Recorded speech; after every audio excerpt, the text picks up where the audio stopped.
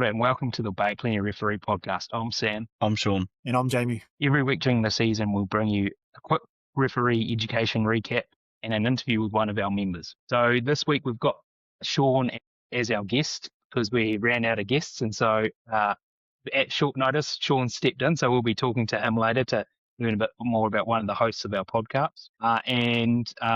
Jamie, how was last weekend around the traps? Probably not very many games, you reckon? No, so we had a couple of secondary school games, one on Thursday just been, one on Easter Monday in Rotorua, or two on Easter Monday in Rotorua, and a Central Bay game on the Saturday. So pretty cruisy weekend with Easter and having Friday, Saturday off.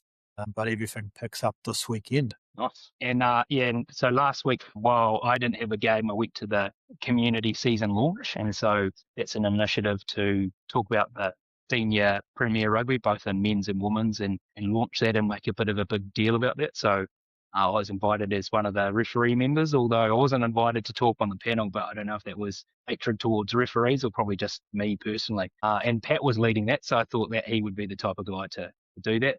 That aside, it was a great occasion and to hear where everyone's at, and lots of the Premier men's teams in particular having a probably refresh season. Lots of the older players have stepped aside, so it looks like it's probably a pretty open competition, except for the Mount. They seemed pretty experienced, and that's what we've seen pre-season, so it'll be interesting to see how that goes. And probably the exciting part of that is that announcement that local Gecko Productions, who usually do some of the finals and things, will be streaming at least one Premier men's and Premier women's game every week. So it's exciting for our members to get on that live stream and those types of things. It'll be interesting to see how that works out, but I think they've set the kind of schedule for the season so far, and then as things grow, they might add. And so I think it's a $17 a month or something subscription. So if anyone's interested in a local club rugby, they can get a game a week just sitting at home, which is pretty awesome for club rugby, I reckon. So yeah, last week we had our Baywide meeting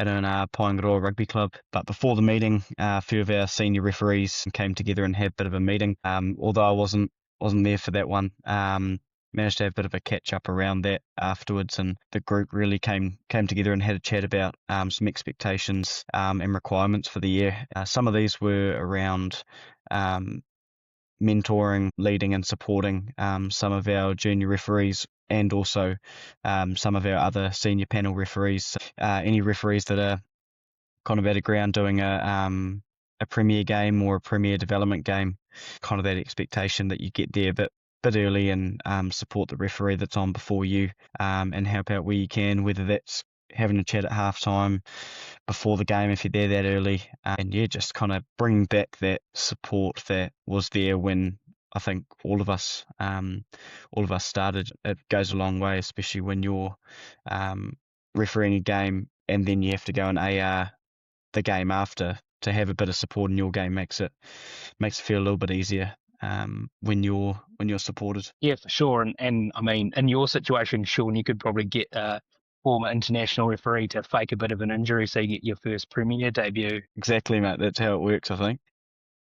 But it's all those types of things, isn't it? And that I think we're really lucky that the caliber of referees that we grew up with grew up, that's probably the wrong word, came up with in our club, that we're doing Super Rugby international matches and things, and then gave us some guidance, and I suppose it's now our opportunity to do the same. So it's awesome that the refs in our senior space are really focused on that. And then Jamie, so you've been doing a few education videos to make sure that people understand the basics of making themselves available and those types of things? Yeah, so just trying to make an online series with some training videos to help our club members out. It's always good when we send stuff out by email, but different people learn in different ways. So been trying to do some training videos.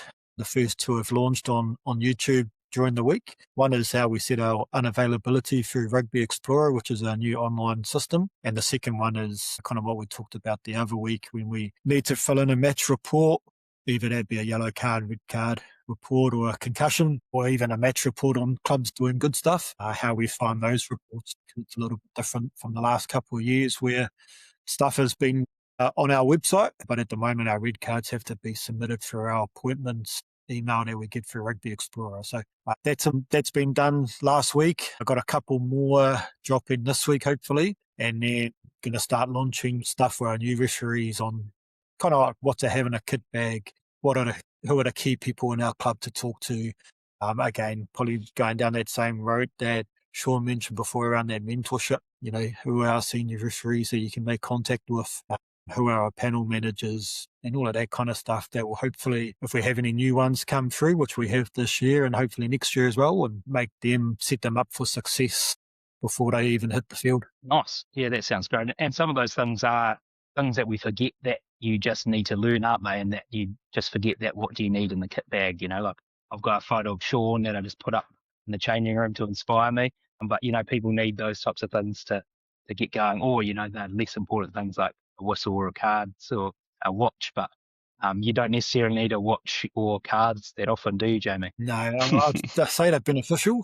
But, yeah, if you do forget them or you misplace them, other avenues you can go through. But hopefully you don't have to do that. But, yeah, because there's been a couple of changes over the last couple of years, especially with our Rugby Explorer, easier to do a video. People can pause it and then do what they need to do on their phone and then rewatch it if they need to. So saves carrying paper around and makes it a little bit easier that you can just watch a video.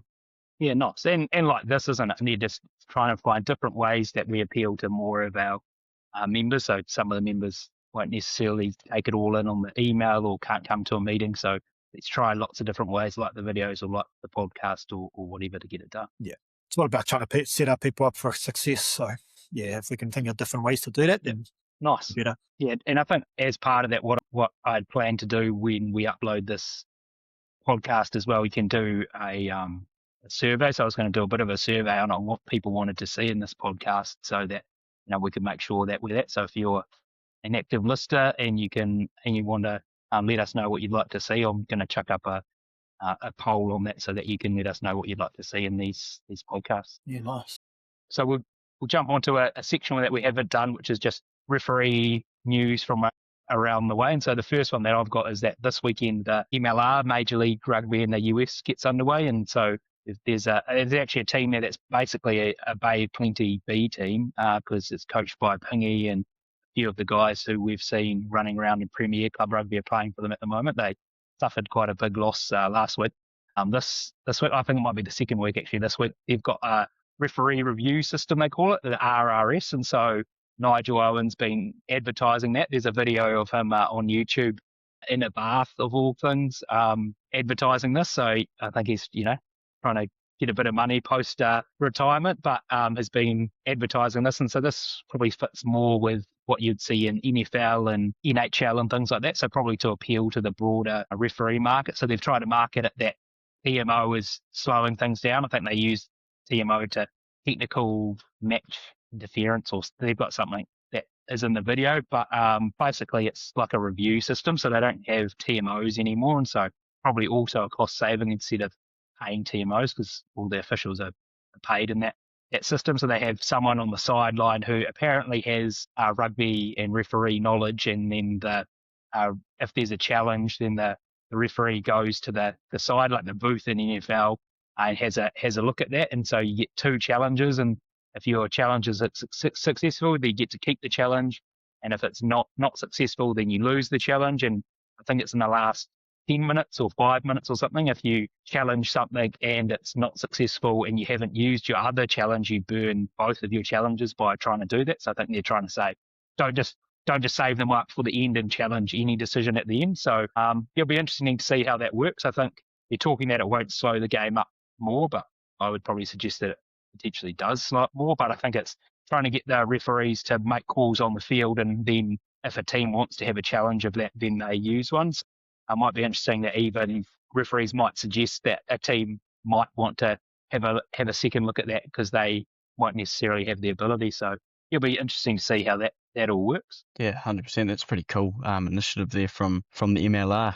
And then the next bit of news is Amy Barrett Theron from South Africa is due to referee her 50th Test match, which will make her only the second female referee to reach this milestone. So that's a massive milestone for her to reach, and I'm sure she's got another 50 still still in behind her. So yeah, it's a pretty impressive number of test matches. Considering 4 test matches, you probably only get 5 to maybe 8 a year. So very experienced referee.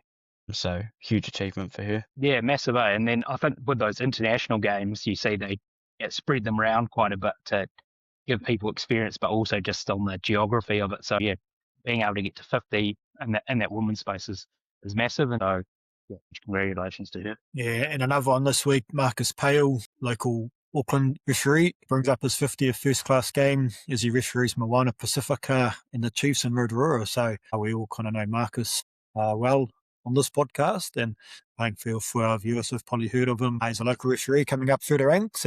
So that's an awesome achievement for Marcus to bring up that 50th. So what a place to do it in Rotorua. Yeah, and the hangi pit, they're how good. Or the boneyard, as it's been referred to sometimes for referees. So hopefully that's not an omen for him. Awesome to see referees come up. And Jamie, you and I were in the wider training group with him, weren't we? And so it's awesome to see some of those people from that wider training group come up. Your Maggies and him and a few others. And unfortunately for you and I don't know what happened to us, but we're not celebrating 50 first class games or refereeing Super Rugby. But some of us need to just be grafting at the community game. I think it's a 50-50, right? You got 50 first class games or you're on this podcast. So don't know which one you rather have, but this podcast seems to be doing quite well. Yeah. So maybe one day he'll make it to this podcast and he would have cracked it. But for now, he can be refereeing Super Rugby and internationals and have 50 first class games. And then and our very own the former Jamie Bell, well the former two Jamie Bells ago, Cam Russell, our previous referee manager. He's the TMO for the USA and New Zealand Pac-4 game, and also the foul play review officer for Canada and Australia. So yeah, awesome to see him get involved in those test matches, officially representing Canada, but always representing New Zealand for sure. So yeah, that just shows that he former members. I suppose in this case he actually got a chance when he left, as opposed to doing it, but did a few games in NPC and then used those skills to then be able to make it over there where he's moved with his family. So it's awesome to see him doing that. And I'd like to think Cam would watch this podcast, but maybe he doesn't, but he should do. And so if you're watching it, Cam, congrats, mate. It's awesome to see that. Ticked off a few of those now, so that's awesome. Now we'll move now into our quick fire interview session. So we've got Sean Curragh. So we kind of don't have the guest today, so we've got Sean. And so in the first episode we had Jamie, so we're scraping the bottom of the barrel. We're slowly moving up to Sean, and maybe one day we'll crack it and we'll get the chief, the best person on this podcast, me, eventually. But one day we'll get there. But we'll just go through, or is it going the other way round? Who knows? So Sean, and I think it's good for our massive audience that spans the world. At least 3 countries have watched it, so that's definitely worldwide. It's good for them to know who's on this podcast. So Sean, how did you get into refereeing? Yeah, so I started refereeing. Should we put that picture of you refereeing when you're 12, or that video of you refereeing when you're 12 on the notes? Nah, that's not necessary, man. I think that that's been taken down off the internet for a good reason. Started refereeing when I was 12. So this will be my ninth year refereeing. Done all my time refereeing for the Bay of Plenty. Pretty much how I got into it was I was playing rugby but then when I was 10, I jumped into some mud in the lovely Tolaga Bay mudflats down near Gisborne. And little did I know there was a large piece of metal waratah under the mud, and that waratah penetrated my knee and split my kneecap in half. So that injury put me out of playing for a while. Started refereeing a couple of years after that and loved it ever since. Went back to playing when I was 16, but first game back broke both the bones of my arms. So clearly there was a sign that I'm not meant to be playing, and stick to the whistle where don't get hit as often. And then because you've been on a little bit on our social media lately, Sean, that would have to be one of your highlights, but any other referee highlights that you've got, mate? I wish I could say that being on the social media was a highlight, but boy, have I been coughing abuse at work for that. I get sent the reels to my Instagram every day with abuse, one of my highlights. I've got a couple, but two that I wanted to touch on are actually overseas experiences. So getting to travel to Japan in May last year for the Sanix Cup, that was a hell of an experience for me. First time traveling overseas completely by myself, not knowing anyone that I'm going to meet over there, and then getting to go over there and referee some absolutely outstanding first 15 rugby from some schoolboys from all over the world, and then just a bonus getting to referee the third and fourth final between one of the local Japanese schools and then one from Osaka. And there was, I believe, from what I was told from the local refs, there was about 13,000 people at that match, and it felt like it as well. As pretty full stadium, and one of the local schools came out with their whole band, and they didn't stop the whole game. So that was a pretty awesome experience. And then the other one would have to be traveling to Sri Lanka with Sam for about 4 weeks. He's got his little trophy in the background. R.I.P. But no, that trip was awesome. That wasn't so much a refereeing for us kind of focused trip. It was more to upskill referees over there, and in that kind of teaching and upskilling, we learnt so much about ourselves as referees, but then also about how the rest of the world operates in rugby. And a country like Sri Lanka is, you talk to people about it and they're like, oh, Sri Lanka for rugby, but their rugby culture over there is massive, which we then seen when the under 85 New Zealand team went over there. Like, they just love rugby and they die for rugby. So awesome experience going over there as well. So yeah, it's probably my two highlights. Nice, yeah, it was definitely up there for me, getting to travel away with you, but also, spend that month or so and try to see what it was like actually when rugby and refereeing was basically your life for that time, and that's all that we really had to focus on, and those types of things. But yeah, just it was awesome over there. So also, you've had a pretty big year, well, couple of years, because you over to Sri Lanka, and then you were over to Japan, and then last year you had your first class debut, and you had a couple of games in Heartland last year, didn't you? Or 3 even. So how was that last year? What was your first class debut like, and the other couple of games that you had? Yeah, so I was lucky enough to get the call up from Poly last year and have the chance to run out for my first Heartland game up in Te Aroha, up in the Waikato there kind of area for King Country versus Thames Valley. So yeah, that was a hell of an experience to get that call up, and travelled up from Wellington for that one. So bit of travel involved and all of that, but that game was a hell of a game. And then to just arrive at the ground and see Jamie there, who I had no idea was coming, and then Sam and Bryce rocked up, and then families all there and family friends. It was a pretty surreal experience to put on a jersey with the fern on it and get to run out in front of a decent Heartland crowd for a bit of a derby game with all the support that I had on the sideline and back at home across the club. And tight match as well. I think it was a 2-point game in the end, Yeah, it was very if I remember close. correctly. Yeah, great game. It was a great day, and then topped it off with the awards that night. So big day for us all, but yeah, lucky enough to do one other game after that as well. So I had 2 for the season, and that was another great game. But yeah. Yeah, and my best part of that is that I also managed 2 last year, so it meant that I could keep 1 ahead of you still. So I don't think that's going to last very long, but I'll still say that I've got 1 more first class game than you. Um, and it was great to see your mum there too. So Jamie, you've got the next question, mate.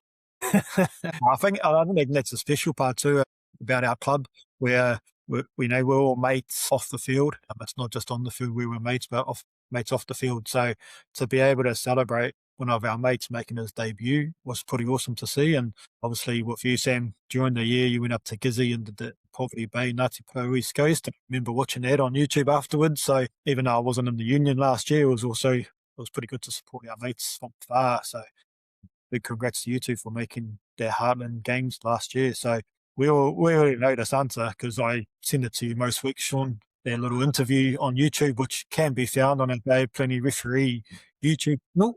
Yeah. But your favourite referee, hopefully you got either me or Sam in this, but you might have another one as well.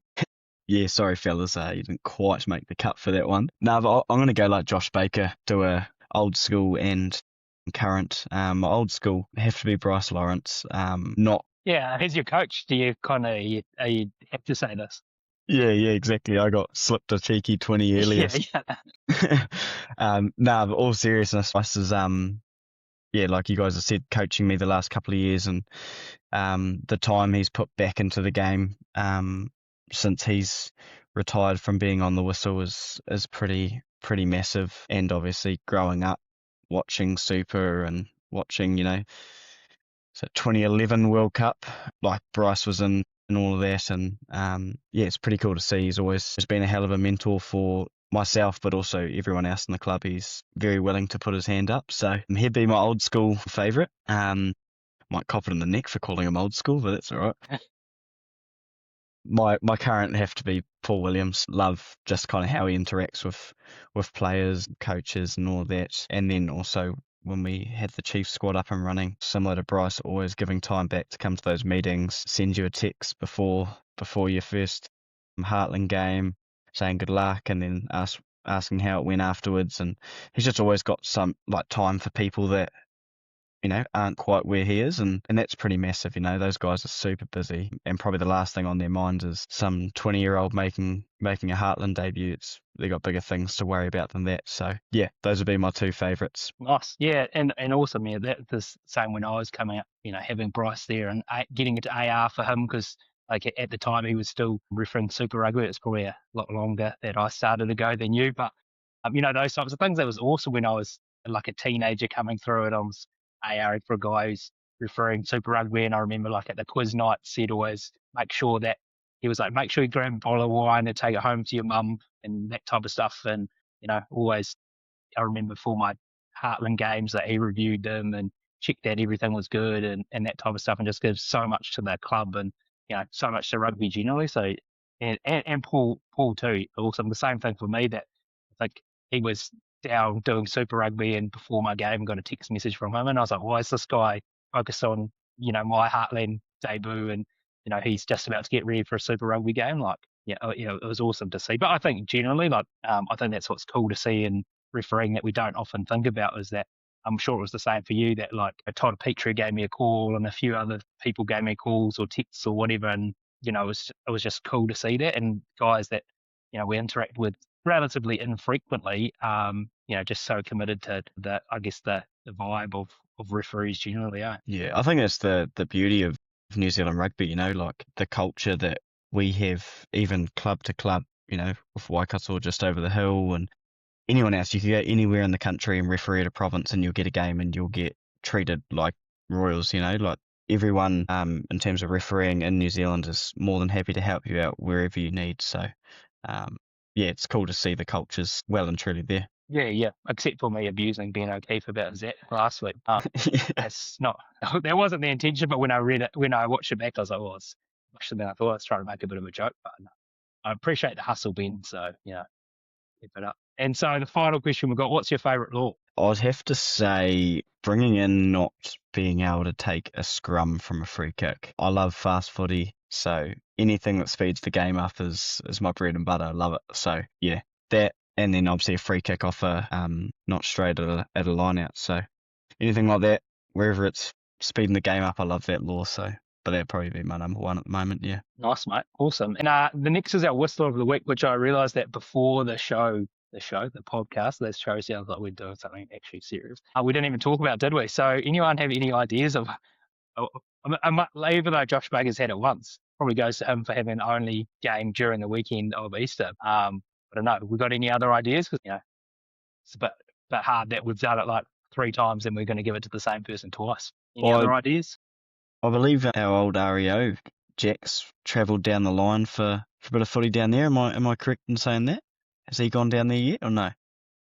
No, okay. I think we might have 2 this week, just because they gave up their Easter Monday to referee Rotorua boys. So one being a local resident from Rotorua, and Conrad Whittle, who did the under-15 Rotorua boys, who's a touring team from America called Gonzales, I think it was, from Washington, D.C. And the other one was Peter Morgan, who travelled from Tauranga to do the second 15. So for those 2 lads to give up their Easter Monday, which is probably normally time where you spend a bit of time with your family, for those 2 lads to get out on the grass and referee some games on Easter Monday, and hopefully it was a good experience with them with a touring team from America. So I think those two boys deserve it.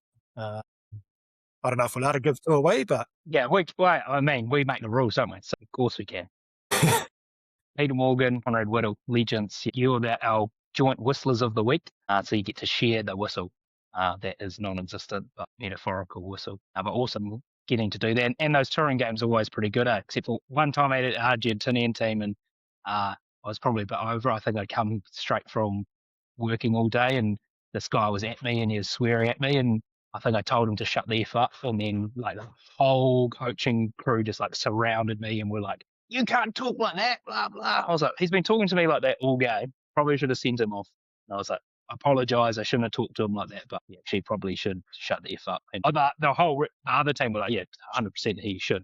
Anyway, that's not my finest moment. But as when I was a lot younger and probably a little bit more fiery.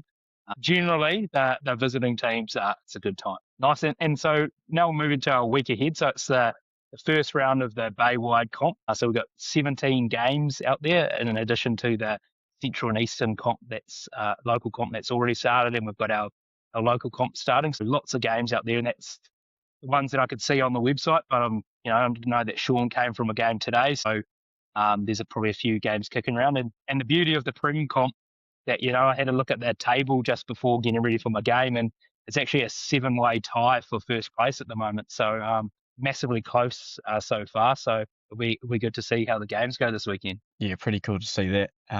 Central Bay comp getting nice and close. There's always a lot of heart in that comp. It's never fails to impress that competition. So yeah, had my game today. Unfortunately, with Rangatawa pulling out of the competition for the year, I was due to have them first round, but not anymore. Had my game today, Rotorua boys first 15 versus St. Peter's from Auckland, and hell of a game, fast, intense, 35-30 final score. So yeah, great game. Jamie, you out there in the middle this weekend, mate? Not in the middle, mate. Like yourself, because Rangatawa pulled out the Premier grade, which meant that Arataki had to drop down to the Western Bay comp as well.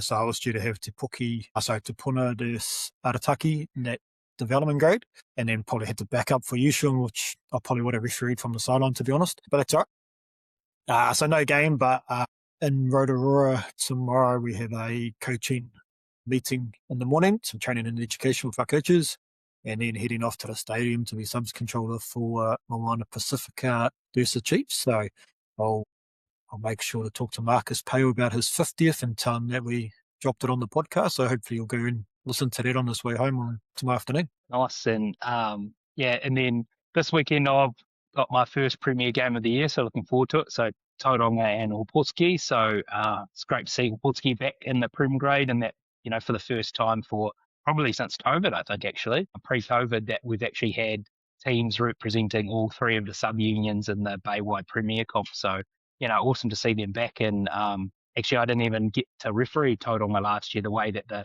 draw worked, I didn't referee them. So actually, I haven't refereed them for entire seasons. It'll be good to be back out there and check out how they're going. And also, it was awesome to see as well, speaking of other appointments, Estelle's got her first TMO gig of the Women's Six Nations. Well, actually, first gig for her in the Women's Six Nations ever. So, awesome to see her up there. I saw some photos on the socials of some training and social events and that with all the match officials. And so I think it's really shown how they step up in the women's game, that they've got the specialist TMOs travelling over there to do that, and the foul play review officers. Yeah, just massive shout out to Estelle, who again should be watching this podcast as a Bay Puna referee.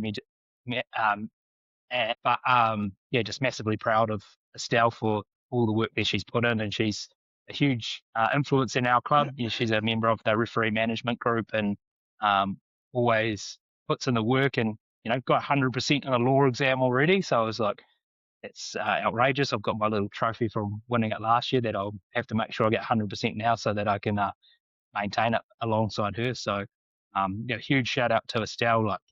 Thanks for doing our club proud. And so, in addition to that, Jamie, you're doing the Moana Pasifika. Who else is helping you out there? Yeah, so just me on the sideline, and young Dakota Collier from Rotorua. He's the water carrier or hydration technician, as we like to call it, for Marcus on Saturday afternoon as well. So there's just the two involved. So Good, yeah, no, it's great those opportunities, to come up through and get those things sorted. And so this week, what's the education that's coming up this coming week? yeah, so we'll look at tactical pillar of the tackle ruck maul. So at the Baywide meeting last week, we did the technical pillar, and then in Rotorua last week, we did the technical pillar as well. So we'll move on to that tactical pillar and go from there. Nice. It sounds like you might have to go sort something out, Jamie. Yeah, mate. Always at home, so yeah. one's crying. School holidays, it's a nightmare, but that's all right. You can go away and do that if you need to. And then we also had a local Rotorua meeting this week as well, didn't we? Yeah, mate. Yeah. So we met at Rotorua Intermediate on the Tuesday night, and we had 10 referees, so there was a pretty good turnout. Nice. Awesome to see. And then anything else to note for the club this week? We've got those new videos up that we need to definitely make sure that we're also sorting out our availability, because we've got a lot of games, but anything else that needs to be front of mind for our club? Not at this stage, mate. Might be different come Monday or Tuesday next week after the rugby in the weekend. But yeah, if everyone can jump on and have a look at those videos, and just makes it a little bit more plain sailing and less phone calls I might have to take over the weekend if people know where to fill in the right cards or make themselves unavailable. But now with more games this weekend, a lot more people out and about. So just hopefully everyone enjoys it and has a good weekend on Saturday. But I know the cyclone's coming on Saturday night, Sunday morning, so be safe as well. Yeah, for sure. Well, thanks, team, and thanks, Sean, for being our special guest. And thanks, everyone, for joining us on the Bay of Plenty Referee podcast. So you can catch us now on YouTube to see our beautiful faces, Spotify, Apple Podcast, iHeartRadio, or if you want to come to a weekly meeting, please come, because we want you there. And also feel free to reach out for any questions, comments, or guest ideas. And as the kids always say, click, share, and subscribe. And whistle well, team. Kia ora. See you, team.